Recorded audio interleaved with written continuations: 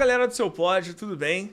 Eu sou o Shane Vidal e hoje estou aqui com um cara que simplesmente ele ajuda ele quebra um pouco dessa burocracia de você se aposentar, vai contar um pouco dos mistérios, se é fácil se aposentar, é difícil, o que acontece? A gente sabe que tem muita pergunta sobre isso e hoje eu tô aqui com um advogado especialista em direito previdenciário, Matheus Júnior. Como é que você tá, Matheus? Tudo bem, cara? Melhor agora.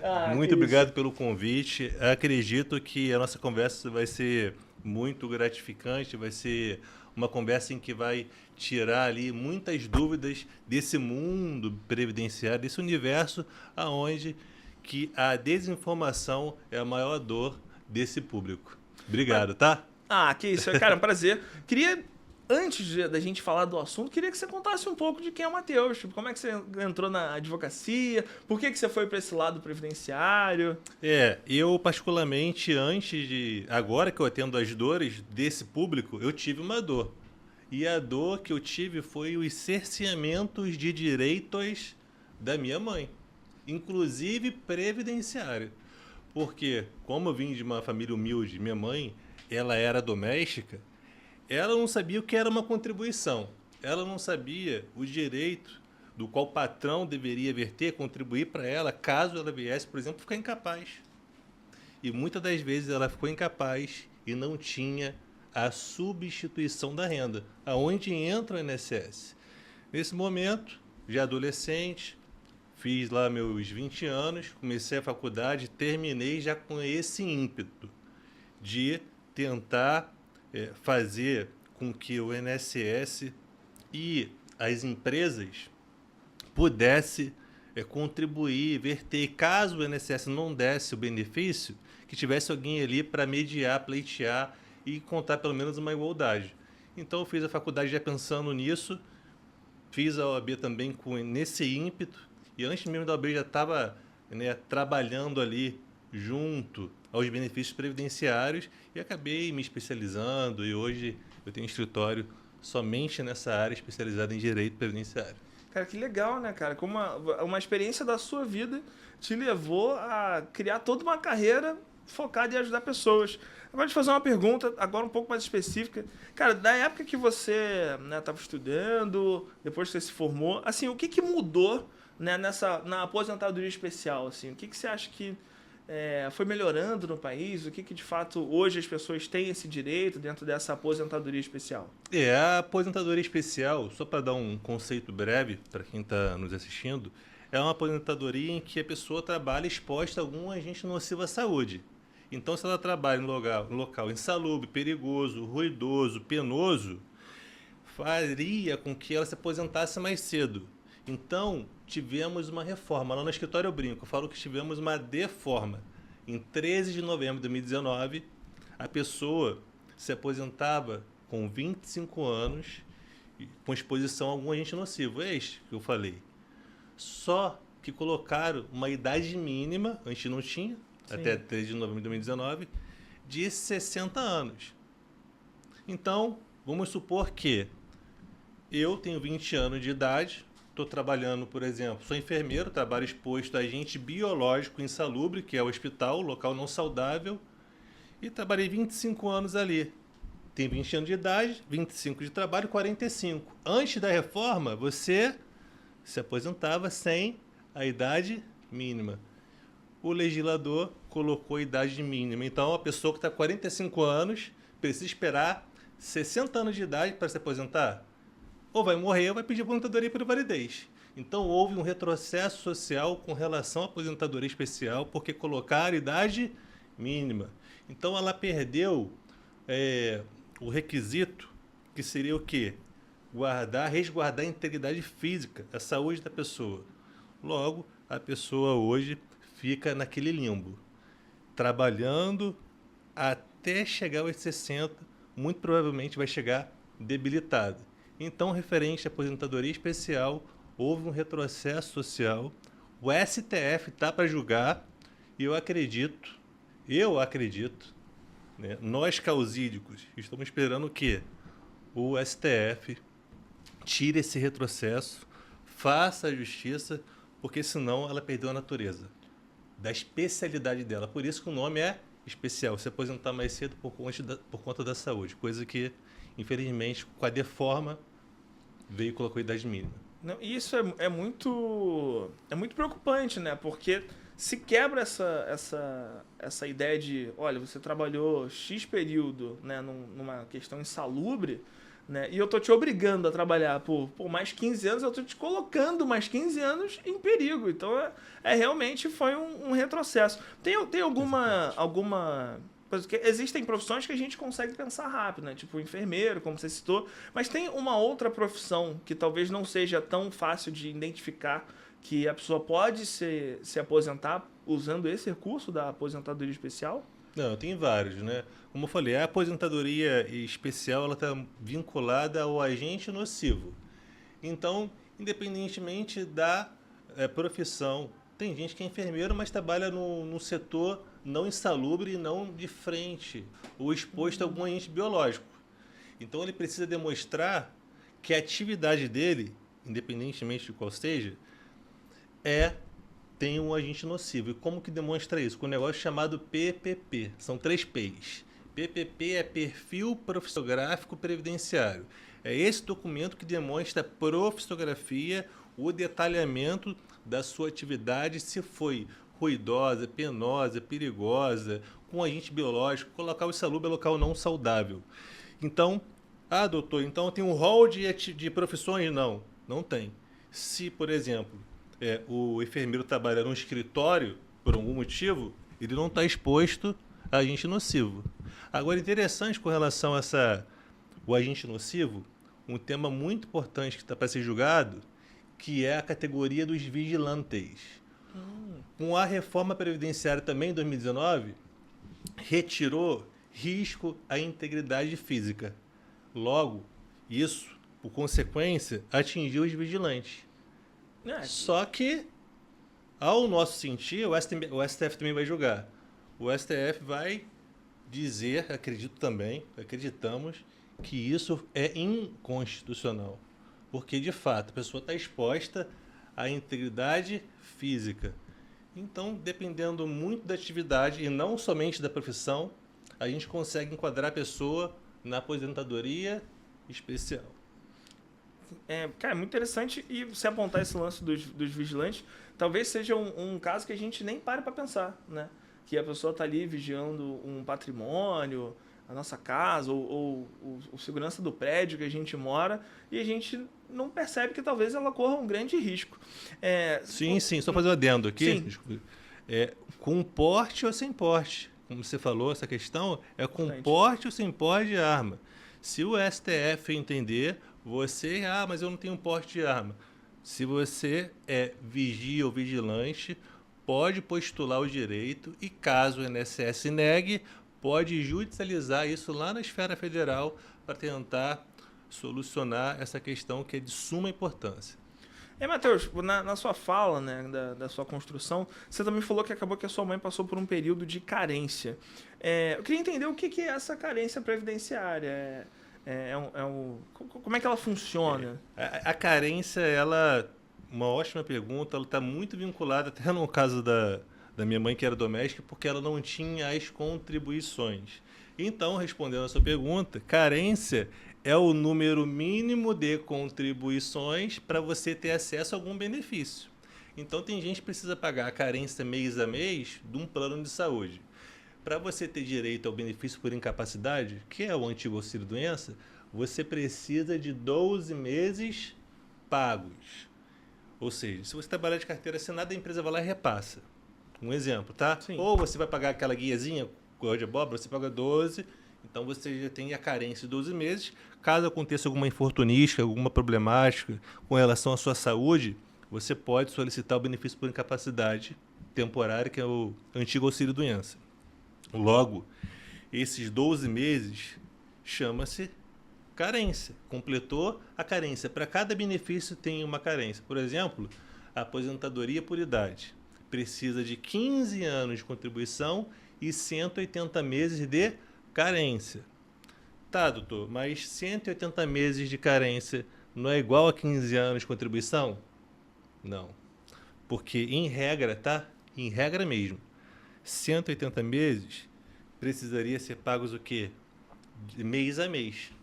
Eu não posso chegar e pagar uma guia 15 anos, não tem carência. Vai ter tempo de contribuição, mas não vai ter carência, porque a carência ela paga o quê? Mês a mês. Salvo, exceto se, isso é uma questão mais técnica, se a pessoa não perdeu a qualidade segurada, que a gente vai chegar, que eu vou estar respondendo com relação a isso, consegue pagar em atraso e computar como tempo de contribuição e carência. Matheus, aproveitando que você citou a qualidade de segurado, né? Você pode explicar para a galera do seu pod aqui, pra gente, né? Que de repente tem alguém que está... Tem um pai que está precisando dessa informação. Sim. O que seria essa qualidade do segurado? Bom, a qualidade de segurado ela é importantíssima. Ela é importantíssima para a pessoa que contribuiu e deixou de contribuir. Então, tem gente que está protegida, e vou dar um exemplo, para ficar bem didático.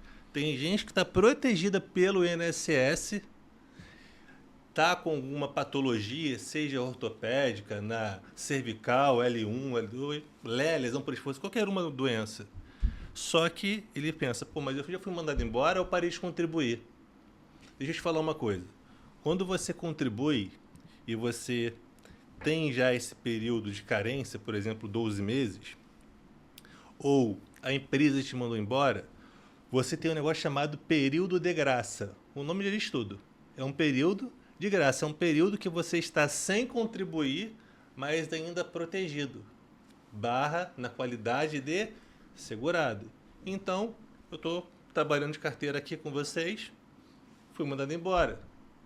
Daqui a 6 meses, acontece um acidente de carro, preciso fazer uma cirurgia, posso solicitar o benefício, seja uma aposentadoria por invalidez ou o antigo auxílio-doença? A resposta é sim. Mas, doutor, você não parou de contribuir 6 meses? Mas o período de graça, essa proteção chamada qualidade segurada, te dá o respaldo de 12 meses, mesmo sem contribuir. Pô, legal, hein? Vírgula. Ela também pode te dar o dobro, 24 meses, caso você comprove, vou falar tecnicamente, destrabalho, não consiga trabalho, consegue comprovar junto ao INSS que não conseguiu, foi num cine da vida, enfim, está recebendo seguro-desemprego, enfim. Isso faz com que de 12 vá para 24 e também possa ser que triplique para 36 meses. Porque quando a pessoa contribui 120 meses de forma ininterrupta, também pode triplicar. Então, muitas das vezes, a pessoa chega ao escritório e fala, doutor, o INSS falou que eu não tenho qualidade de segurado e me negou o benefício. Reconheceu a incapacidade, mas negou dizendo que não tinha qualidade. Quando a gente vai ver, ele já tinha dobrado a carência dele, ou a qualidade de segurado dele, perdão, ou triplicado, tá bom? Então, pode ser a qualidade de segurado mesmo depois da demissão ou da parada que deu de contribuir, de 12, 24 ou 36. E isso salva muita gente. Não, com certeza, né? Porque você já está num período que talvez você já está com um incômodo de estar procurando um emprego e não está conseguindo, porque às vezes é isso, né? Existem muitos empregos? Existem, mas às vezes você acaba não sendo o perfil necessário para aquelas vagas. E aí acontece alguma coisa com você, então você ainda acha que, pô, tudo que você trabalhou um tempo atrás, pô, não valeu de nada. E aí realmente eu acho que causa esse desamparo mesmo, um desamparo social. Exatamente. Pô, é legal você esclarecer nesse lugar. Exatamente. É a questão que eu prima aqui que eu falei de início, é a questão da desinformação. Muitas das vezes a pessoa, só fazendo aqui um adendo, escuta o vizinho, escuta o parente que não entende lé com cré com direito previdenciário, e é uma verdade. Eu acho que cada um tem que procurar o especialista daquela área, eu acredito. Ok? Então, se eu estou com problema no coração, eu vou procurar um cardiologista. Sim, se eu estou com problema nos ossos, a questão ortopédica, ortopedista. Agora, na questão da advocacia, uma questão minha, subjetiva, eu tenho que procurar o especialista de cada área. Ah, mas pode pegar qualquer área em direito? Pode. Mas eu acredito que um diagnóstico mais preciso É do criminalista, do civilista, do familiarista, do previdenciarista, entende? Não, e você tá na vivência diária ali É. dessa realidade. Né? Todo Entende dia, aí, tem um cadinho. todo dia Quem vendo sabe? casos e casos. Agora, Matheus, fazer uma pergunta, né? O INSS, ele paga vários benefícios, assim. Mas quais são os principais, assim, benefícios que o INSS ele paga, assim, pro previdenciário, assim? Olha, o benefício, os mais conhecidos, né? Todo mundo sabe, aposentadoria, todos os tipos, aposentadoria especial, aposentadoria por tempo de contribuição, aposentadoria por idade, aposentadoria por invalidez, aposentadoria da pessoa com deficiência, pensão por morte, e eu vou explicar a pensão por morte do companheiro também, que mais paga pensão por morte, o antigo auxílio-doença, ok?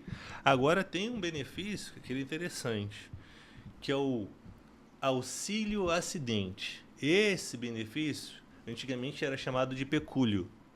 Ou seja, eu vou explicar. A pessoa estava ali registrada, ou na qualidade segurada, que eu já expliquei, e aconteceu um acidente de qualquer natureza. Qualquer natureza. Ela pode estar em casa, sofreu um acidente. Sofreu um acidente.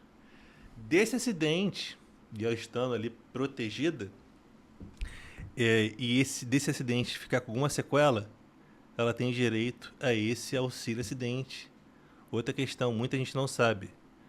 Teve um acidente, por exemplo, caiu, como você falou, estava em casa, caiu, quebrou o braço, só que não consegue mais movimentar como antes. Isso foi 10 anos atrás.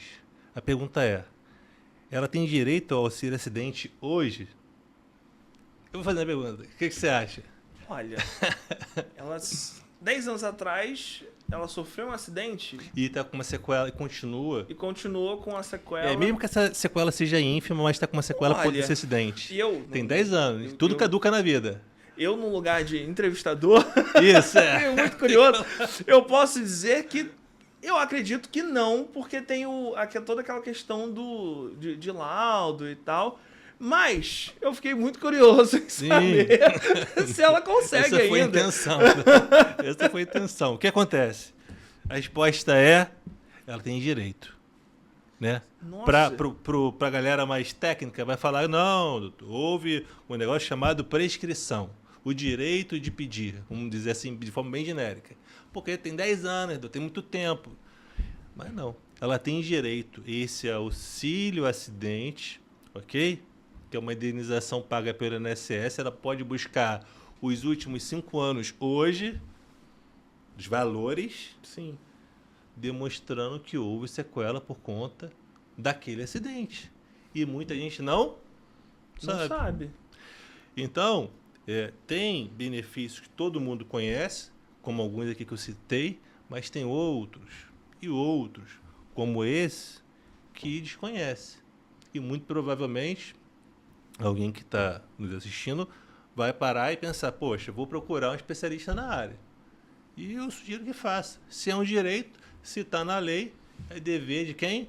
Do INSS conceder. E se não conceder, tem o mediador ali, que é o causídico de confiança da pessoa, para chegar e buscar os atrasados e esse benefício. E esse benefício, é interessante que ele só cessa a partir da aposentadoria. Então, tá com 20 anos, vai receber. 25, vai receber. Doutor, vou aposentar na idade. 65, vou receber? Vai. Até a aposentadoria. Depois cessa e recebe a aposentadoria. E outra, esse benefício, ele pode ser acumulado com outro trabalho. Então, eu recebo o auxílio-acidente e assinei a carteira aqui com vocês. O auxílio-acidente vai cessar?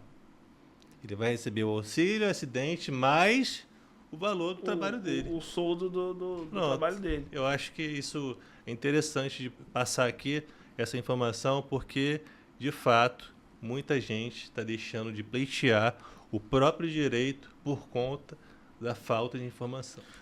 E acaba, talvez, até entrando em empregos, em trabalhos até um pouco mais nocivo, que pode até agravar o caso dele ali, por algum motivo, justamente por esse medo de... Que eu acho que hoje o maior medo que a gente tem é, de fato, ficar sem emprego, ficar sem trabalho, não ter recurso para se manter.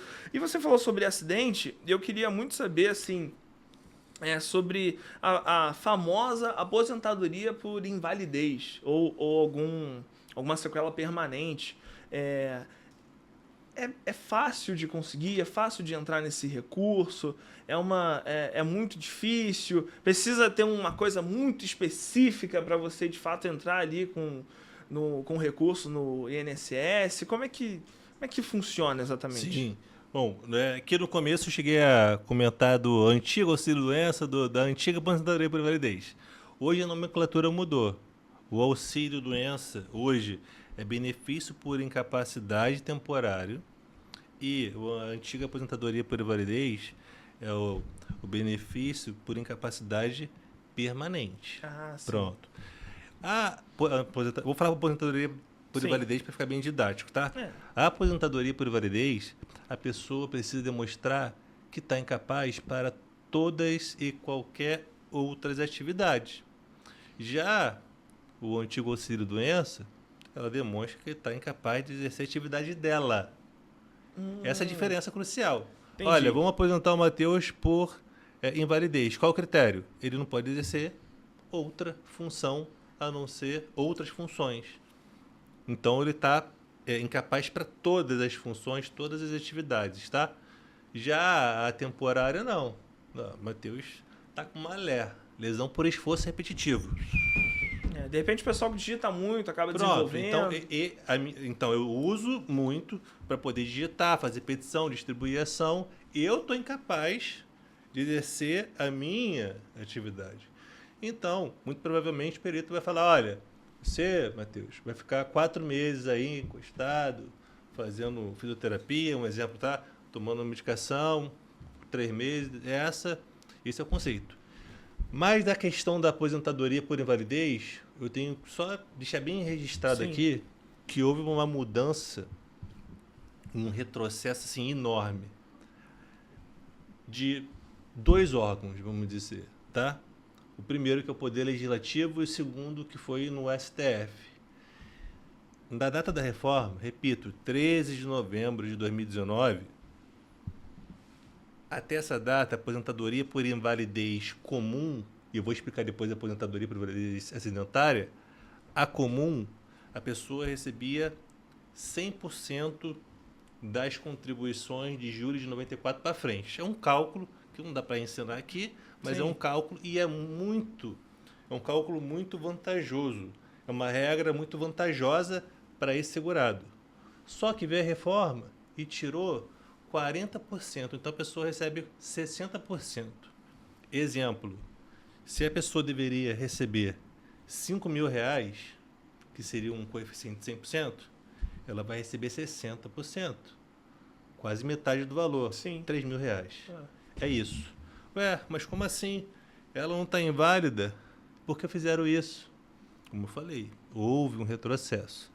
E o STF, nós estávamos pensando que o STF ia julgar a favor dos segurados e, infelizmente, o STF julgou a favor de quem? Do INSS. Então, para você que recebe auxílio-doença, eu vou dizer uma coisa, o auxílio-doença hoje é mais vantajoso do que a aposentadoria por invalidez comum, não acidentária ou doença profissional, que eu vou explicar. Por quê? O coeficiente do auxílio-doença é de 91%. Da aposentadoria por invalidez, 60%, podendo ser aumentado ali 2% por cada ano. Mas ainda assim é bem pouco, né? Um benefício grave. A aposentadoria por invalidez é um benefício, a pessoa está inválida. Diminuíram. Agora já um benefício temporário tem um coeficiente maior. Então, assim, pasmem. A aposentadoria por invalidez está mais fácil do INSS conceder. Por quê? Que é mais barato. Porque é mais barata, meu amigo. Entende? Outra coisa para deixar registrado e fazer uma diferença que é crucial aqui, que se for uma aposentadoria por invalidez decorrente de doença profissional ou acidente propriamente dito do trabalho, continua sem 100%. Essa continua. Agora, aquele lance do caiu em casa, Sim. se quebrou todo, está incapaz para tudo, toma cuidado. Ou você que está recebendo auxílio-doença, acima de salário mínimo, toma cuidado em ficar tentando aposentadoria por invalidez no INSS, porque se você está recebendo 5 mil, vai receber 3. Se você está recebendo 4 mil, vai receber quase metade. Se você está recebendo 2, você vai receber salário mínimo. Por quê? Porque a lei dispõe que ninguém pode receber abaixo do salário mínimo. Senão o INSS pagar salário mínimo, se fosse a lei. Eu ia pagar menos. Tá bom? Né? Então eu queria fazer esse adendo, essa diferença crucial da nomenclatura, da regra de coeficiente que mudou, da data da reforma, antes da reforma e hoje, para tentar ajudar o público que eu tanto amo, que é o público do INSS. E isso vale ressaltar que se torna mais importante ainda, né? Devido a essas que são coisas minuciosas, né? A pessoa está contratando um especialista, alguém que de fato entende ali toda a minuta de todo o processo, das coisas que podem acontecer ou podem não acontecer, porque realmente né? E agora que você falou da reforma, eu lembrei qual foi a reforma do Temer, né? De 2019. Então, realmente esse foi um período muito problemático, que muitos direitos foram cortados, eu não sabia que tantos. Esse ponto aí, vou só fazer vou só retificar, tá? Houve uma reforma do Temer na trabalhista, ok? A trabalhista ela é irmã ali do direito previdenciário, tá? E também houve uma reforma em 2019 que já não era mais o Temer, tá bom? Só para fazer essa distinção, sim. Tá? Mas então que tiveram duas. Sim, mas o enfoque dela foi Previdência, reforma da Previdência, emenda 103. O importante é o seguinte, é deixar aqui, elucidar, que o advogado especialista na área, ele consegue vislumbrar aquilo que a pessoa outra, que mexe com outras coisas, sim, não consegue, de uma forma reta, e mais rápida, e mais eficiente. Por quê? Quando a gente está conversando aqui, né, não é por nada, mas você consegue compreender que eu falo do fato, falo da lei infraconstitucional, sim, ok? E falo da Constituição, falo da reforma e falo dos entendimentos dos tribunais superiores. E isso, meu amigo, não é assim. Não, são anos de... São anos, e então por isso que eu acho válido procurar, né, o criminalista, civilista, familiarista, né, nada contra quem é generalista, ok? Nada contra. Tem gente que é fenomenal, tem uma cabeça, sim, ok? Mas, para fim de INSS, a gente precisa tomar cuidado, porque a gente está falando de dignidade, levar dignidade. Sempre falo isso. Levar dignidade para quem mais precisa, para a pessoa hipossuficiente, seja na questão técnica e econômica. É uma pessoa que está frágil, vulnerável. Então, verdade, é uma pessoa que está incapaz, deficiente, idosa, ok? Então, repriso, o que eu passei foi bom porque por conta do meu crescimento. Então, quando eu estou com aquela pessoa, olha, poxa, se fosse minha mãe, independentemente se é sim, homem, né? Enfim, só fazendo uma comparação. Porque você olha para a dor e é uma sim, dor que é muito íntima para você. Pronto, e por isso que eu falo assim, de uma forma mais veemente, porque a injustiça que eu sofri, eu não quero que os outros, né, o meu próximo, não sinta, não é porque eu sou advogado. Além de ser advogado, eu tenho empatia. Não basta, e eu falei isso uma certa vez, não basta você ver o direito previdenciário como carteira de trabalho, ok? Papel, né? Contrato de honorários, não adianta. Tem uma pessoa por trás de tudo isso. Tem que ter um negócio chamado o quê? Empatia. Tendo empatia, tudo vai dar certo e você ser reconhecido na sua área, isso é consequência de um bom trabalho, mas também de muito sentimento envolvido. Sim, verdade. Até porque um advogado, ele claramente ele gosta de pessoas, ele entra na advocacia para ajudar pessoas. Sim. Eu acho que toda a ramificação do direito, que é enorme, sim, toda ela fala sobre pessoas. Então, assim, e a gente vê que você, de fato, fala com muita paixão e você gosta do que você faz. E vou te fazer mais uma pergunta aqui, que é uma curiosidade. Eu queria saber o que é a PBC, ou a LOAS, né? E quem tem direito Sim, a sim. elas? Bom, ótima pergunta. BPC é o benefício de prestação continuada. Dois grupos. Benefício de prestação continuada à pessoa idosa, ambos os sexos, 65 anos e não ter uma renda superior, o grupo familiar, né? Sim. Não ter uma renda superior de 1/4 do salário mínimo. Então pega 4 pessoas, divide pelo salário mínimo de hoje, tem 1.621, e vê se alguém está dando de carteira assinada, está oferindo renda. Se ultrapassar 1/4 do salário mínimo, não tem direito a esse benefício chamado benefício de prestação continuada ou idoso, e esse segundo grupo é a pessoa com deficiência. Não precisa de idade. Pronto. Esse é o conceito do BPC. O BPC, ele está dentro da LOAS. Doutor, mas da LOAS, está certa a concordância? Está. Porque LOAS. A LOAS é a Lei Orgânica da Assistência Social. Então, quando a pessoa chega e fala, doutor, eu quero o LOAS. Eu entendo perfeitamente. Sim. Eu não vou ficar no juridiquês com o meu cliente. Nem quero estar aqui também. O LOAS é a lei, ok? E o BPC é o próprio benefício. Repito, são 2 grupos. Tem o critério etário, que é a idade, né? Ambos os sexos, e bem como a pessoa com deficiência. A pessoa com deficiência é aquela que tem um problema deficiente, seja de caráter mental, né, intelectual, que tem alguma barreira por conta da sua incapacidade também física, se for uma deficiência física. Então, o monocular, quem tem epilepsia, né, o TDAH, o autismo. Então, muitas pessoas também têm direito ao BPC da pessoa portadora de deficiência por uma série de complicações que não sabe que tem acesso a esse direito. Então, chegou uma cliente pedindo um certo benefício e eu estava vendo uma criança bem imperativa. E eu falei, bom, é bem imperativo. Não, até porque ele tem um autismo diferenciado. Eu comecei a conversar. Falei, tá, mas ele está com quantos anos? Ah, ele está com 6 anos. Ou seja, 6 anos sem ter acesso àquele benefício. Eu falei, olha, eu vejo que dá para buscar um benefício. Ah, mas como assim? Fomos lá e conseguimos o benefício. Então, o benefício mais chamativo dentro da LOAS é o BPC.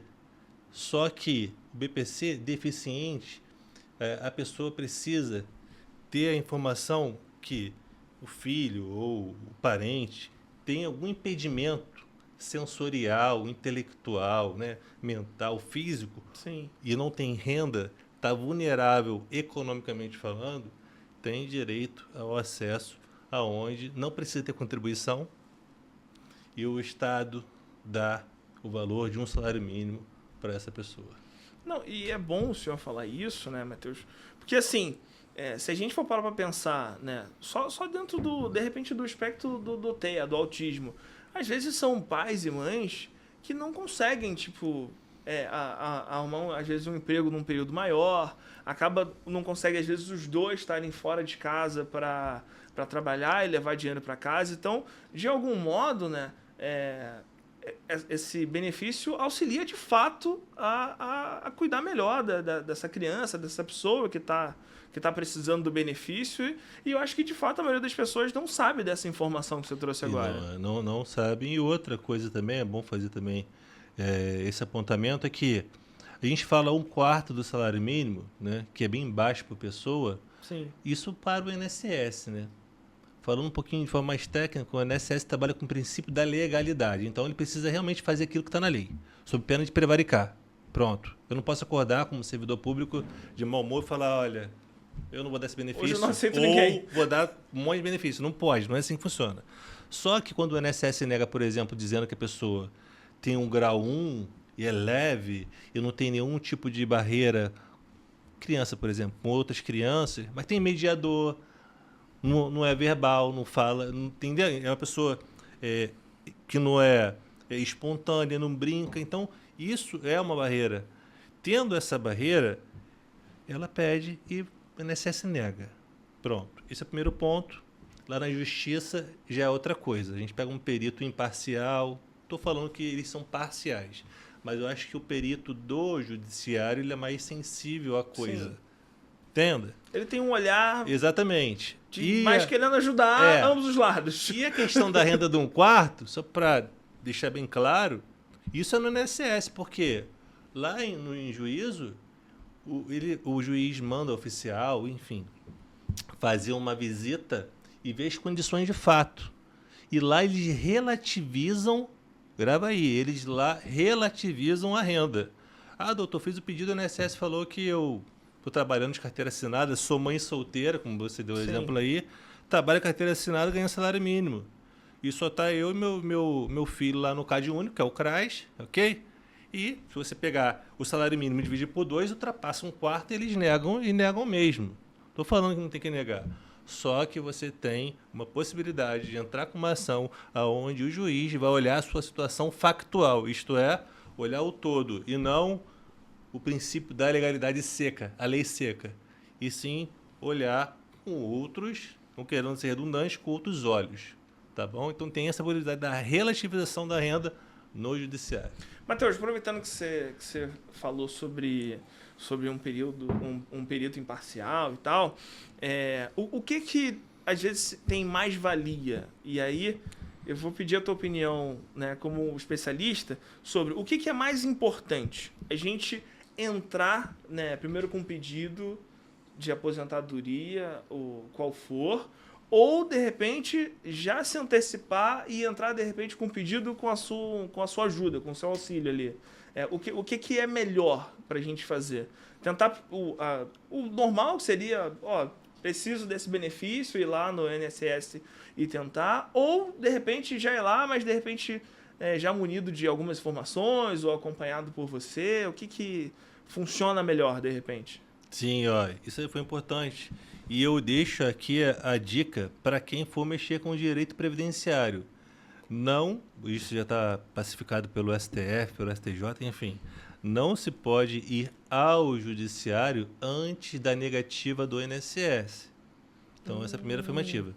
Não se pode ir diretamente ao judiciário pleitear qualquer tipo de benefício se você não bateu na porta do INSS e o INSS fechou a porta na tua cara. Isso se chama pretensão resistida. A gente precisa da pretensão resistida para demandar uma ação judicial, ok? Então, para quem vai mexer, olha primeiramente se houve o requerimento prévio. O requerimento prévio, ele também é a cereja do bolo. Por quê? Um requerimento mal feito, você pega uma coisa mal feita e leva para o juiz vai falar, pô, doutor, não dá, o INSS não está tão errado assim. E você perde ali um tempo brigando no judiciário porque o requerimento foi mal instruído, faltou documento, um monte de coisa, tá? Então é outra coisa também. Quando fizer o requerimento, para quem quer fazer o requerimento, faça, mas faça analisando um todo. Porque se fez o requerimento em 2024, foi negado hoje, melhor, 2026... Se fez o requerimento em 2025 e foi negado hoje, e levar isso para o judiciário, pode ser que o judiciário chegue e fale, olha, não juntou o documento X, não fechou o vínculo Y. E o juiz extingue e a pessoa perdeu um ano de atrasado. Aí acaba com a vida da pessoa. Até porque o juiz, nesse ponto, talvez ele esteja olhando ali a conformidade de documentos, de provas de que, de fato, você teve trabalhando e tem direito, né? Não chega ao ponto dele estar olhando a necessidade da pessoa em si, né? Primeiro ele está cumprindo a lei, né? Cumprindo a lei. O que ele está lá para fazer. Só um exemplo para ficar bem didático aqui, e palatável para o pessoal, é o seguinte, né? Eu, por exemplo, vou requerer uma aposentadoria. Só que tem um negócio chamado CNIS. Gente, CNIS é o Cadastro Nacional de Informação Social. Lá que fica armazenado ou armazenadas, né, as contribuições, ok?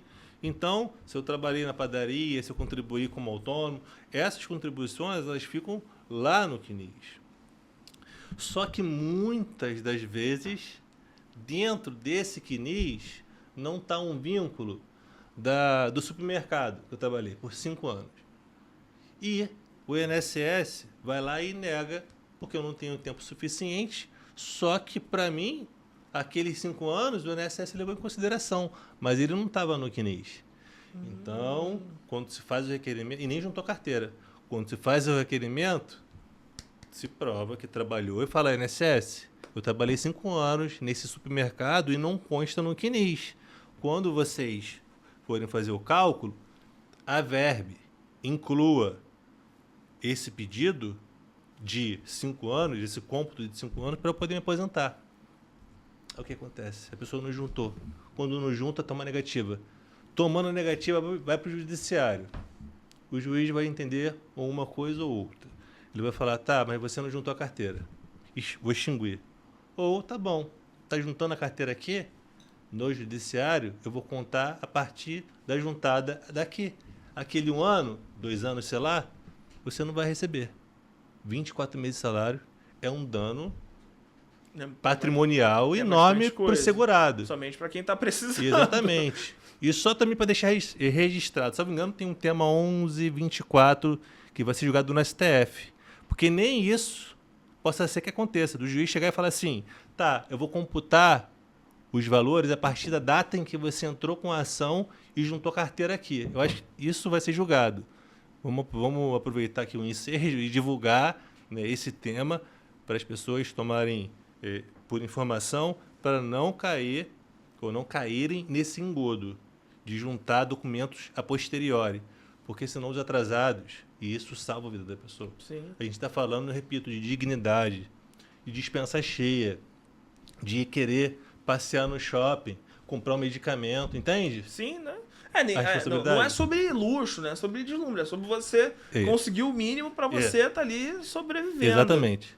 Agora, Matheus, fazer uma pergunta, né? Que, como você acabou citando, né? A gente citou idoso, a gente citou pessoas com deficiência permanente ou não, a gente acabou citando crianças já nascidas, mas, né? Não vou aproveitar a oportunidade e perguntar sobre as mamães, né? Mulheres que estão grávidas, né? E acabam tendo que, sei lá, e eu digo isso porque eu tive uma amiga que passou por isso, ela acabou tendo um quadro de pressão alta e ela trabalhava e ela decidiu pedir demissão do emprego e porque é para não correr risco nem ela nem o neném. Mas existe alguma forma de você não ser esse o recurso de ter que se demitir? Existe alguma opção que uma mulher grávida consiga entrar, de repente, com recurso no INSS? Ou alguma forma de auxílio ali pelo período da gravidez ou período, né, pós-parto ali, que ela consiga ter um benefício, ou completamente viagem na minha cabeça, pedir demissão é a melhor opção mesmo? Essa pergunta ela é de suma importância. Quando eu falei aqui dos benefícios, inclusive eu falei do auxílio acidente, falei, o auxílio acidente é um antigo pecúlio, onde muita gente não sabe que tem direito porque teve um acidente de qualquer natureza lá atrás e pode conseguir um benefício hoje, incluindo os últimos 5 anos atrasados, porque tem uma limitação funcional, seja ela parcial ou total, ok? Sim. O salário maternidade, esse é o nome, o salário maternidade, ele teve uma alteração, e essa alteração, aí eu bato palma para o STF, porque ele tratou da isonomia. Isonomia é o princípio da igualdade. Quando a pessoa trabalhava de carteira assinada, a mulher, ela tinha direito ao salário maternidade, que está registrada. Pronto, ok? Sim. Só que tem outras modalidades de segurados ou seguradas, vamos falar aqui, tá? Sim. Então tem a dona de casa, como pagar com segurada facultativo. Segurada facultativa é a pessoa que não exerce atividade remunerada. Repito, segurada facultativa é a pessoa que não exerce atividade remunerada. Então ela vai lá e paga lá todo mês direitinho. Só que ela deveria pagar uma carência, lembra da carência? Sim. De 10 meses. Enquanto a de carteira assinada, a qualquer momento, se ela tivesse o parto ali, teria direito ao salário maternidade. Também tem as autônomas, ou MEI também, né? A microempreendedora. Que se tornou muito comum, na verdade. Exatamente. Essas modalidades, de fato, para ter direito ao salário maternidade, precisavam pagar o quê? 10 contribuições a título de carência. O STF falou, não. Pelo princípio da igualdade, basta ter uma contribuição. Uma contribuição antes do parto. E melhor do que isso, a pessoa, a mulher que deu, fez o requerimento, salvo melhor juízo. Então, tem gente que fez o requerimento lá atrás de salário maternidade. Não foi aceito. Não foi aceito porque não tinha o quê? As 10 contribuições. Então, houve não um retrocesso, mas um progresso com relação ao salário maternidade. E é um salário de maternidade pago ali para a pessoa ficar 120 dias cuidando do seu bebê, enfim. Então, essa é a informação mais significativa e mais importante acerca do benefício da maternidade. E é muito legal, né? Porque também é um outro período em que a mãe, a mulher, ela fica muito fragilizada e às vezes, né, se a gente for parar para pensar que pode ser uma mãe que ficou solteira e tal, vira também uma forma de um auxílio ali à família e dá uma tranquilidade, né, para esse período, que é um período que a gente sabe ajudou bastante. Que é delicado. O que a gente homem, a gente não sabe exatamente, mas tudo que a gente vê que é um período delicado, muito hormônio, muito calor.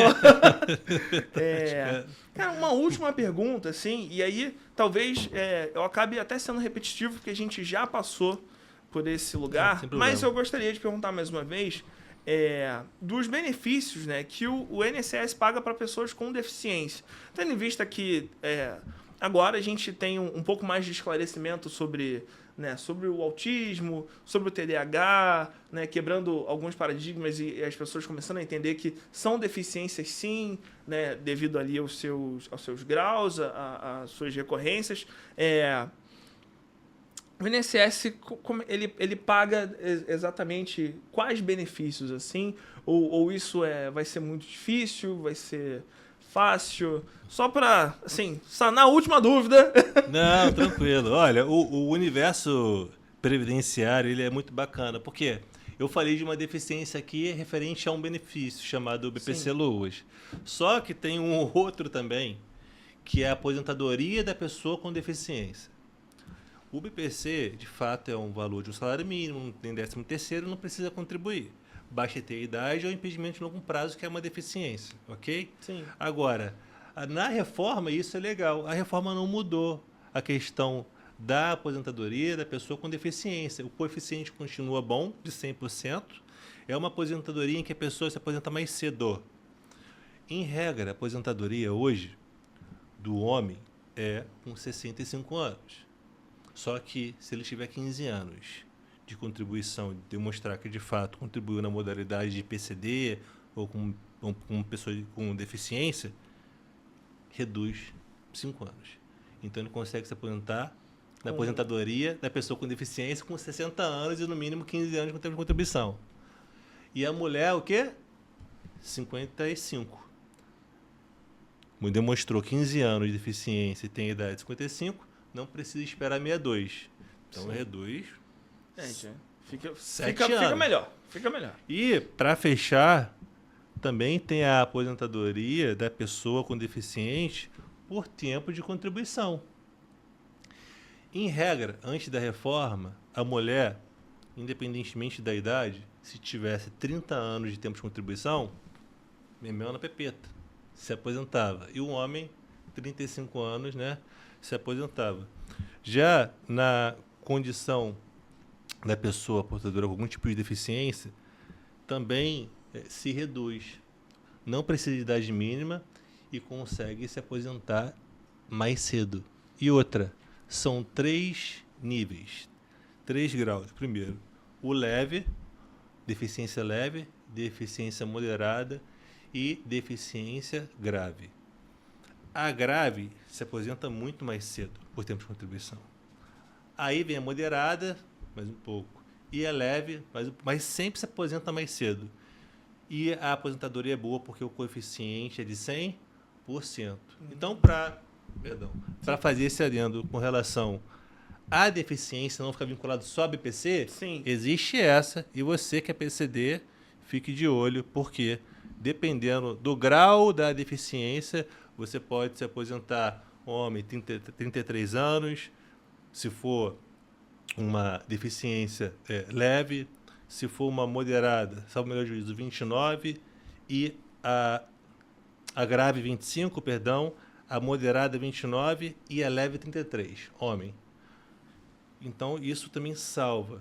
Informação salva, né, cara? Demais, Não é demais. isso? Não, e é muito importante você estar trazendo, né, todos esses tópicos que a gente passeou Pô, legal, aqui. cara. Eu acho que a gente conseguiu falar sobre muita coisa, né? Eu confesso que saio daqui quase um craque sobre o direito previdenciário. Matheus, queria aproveitar, a gente chegou aqui ao final da nossa entrevista, mas queria que você falasse aqui para o nosso público, que você contasse como a galera te acha, onde fica o seu escritório, onde se o pessoal pode te mandar DM tirando dúvida, como é que você é um cara tão gentil, como é que faz para te achar na internet, cara? Ó, meu Instagram é @MatheusJunger, é sem H, tá? @MatheusJunger.adv. Lá eu respondo a todos, então tem gente tem cliente que chega e fala, doutor, mas quando você tem tempo lá? Eu não tenho tempo, eu tenho prazer. Quando a pessoa tem prazer de fazer alguma coisa e quer fazer, eu respondo todo mundo lá. Então, repetindo, @MatheusJunger.adv. O meu escritório fica ao lado do meu inimigo, que é o INSS, que é em Santa Cruz, na rua Felipe Cardoso, número 34, né? E caso alguém queira, de fato, me chamar no WhatsApp, na minha bio ali também tem a minha landing page ali, tudo certinho, né? Que o pessoal fez para mim lá do escritório. Ah, que legal. Entende? Então, eu tenho acesso. Lógico que eu tenho uma equipe hoje, graças a Deus, né? Como eu vim construindo hoje, então tem uma equipe que dá, sim, para responder, para atender, chamadas de vídeo. A gente atende todo o Brasil. Todo o Brasil é porque é lei federal. Sim. O INSS é uma autarquia federal, né? Enfim. E a gente tá na internet para todo o Brasil também. Então nada mais justo. São Paulo, Minas. Doutor, previdenciarista, eu tô com uma dúvida aqui, que me quebrei aqui e tal. Tô aqui para tentar buscar o direito e levar a dignidade para esse nicho que eu amo tanto, que é a galera que mais necessita. E querendo ou não, repito, a gente está mexendo com verbas de caráter alimentar no sentido literal, muitas das vezes. Então a gente tem muita responsabilidade e eu fico muito grato, lisonjeado de estar participando de um podcast desse nível, 5 estrelas. Cara, obrigado. Nada, muito cara, bom. É um prazer ter você aqui. E galera, você que gostou desse papo, né? Você vai ter os cortes, acompanha o Matheus nas redes dele, segue o seu pod, me segue também, que vai ser muito legal. Matheus, que é especialista em aposentadoria, então, ó, se você, sei lá, tá precisando apresentar o seu avô, a sua avó, o seu pai, a sua mãe, um tio que de repente, aquele tio que acabou ficando mais sozinho, aquela tia, cara, você pode ir nesse cara aqui que ele vai te dar toda a informação necessária. E é isso, até o próximo, tamo junto, Matheus. Aperta meu mão aqui, cara, você é muito simpático. A casa é sua, você é convidado a vir sempre que você quiser. Obrigado, suas ordens também, cara, foi satisfatório. Forte abraço a todos. Valeu, tchau, gente. Tchau.